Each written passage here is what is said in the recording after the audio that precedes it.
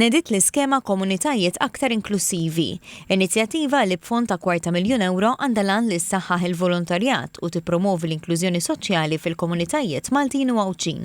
It-tnedija saret fil-binja tas-Soċjetà Mużikali Madonna tal-Ġili u fl-Imqabba, li hija waħda mill-laqdiet li benefikat mill-iskema fl-aħħar sentejn.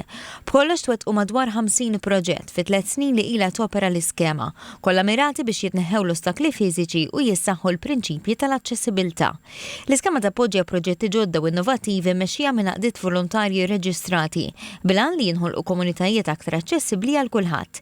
L-inizjattiva tmur jitfit mal-Istrateġija Nazzjonali 2021-2030 dwar id-drittijiet ta' persuni b'diżabilità u mal-Istrateġija Nazzjonali għal Volontarjat 2025-2030.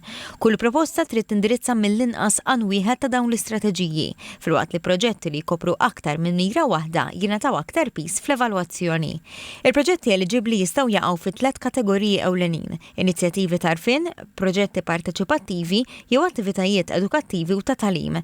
Kull għaqda tista' tissottometti applikazzjoni waħda biss, finanzjament sa' €10,000 għal kull proġett, kif spjegat id-Direttur Ġenerali fil-Ministeru għall-Inklużjoni u l-Volontarjat Stephanie Rocco. Dawk l-għaqdiet volontarji li huma konformi mal-uffiċċju tal-Kummissarju għall-għaqdiet volontarji u li huma interessati sabiex japplikaw għal din l-iskema ninformawhom li bħalissa l-applikazzjonijiet huma miftuħin sa 17 ta' April f'nofsinhar. Fid-diskors tagħha l-Ministru għall-Inklużjoni u l-Volontarjat Ġulja Farrugia qalet li permezz ta' din l-iskema il-Gvern qed jinvesti direttament fil-komunitajiet u fil-volontarjat bħala mutur ta' bidla soċjali.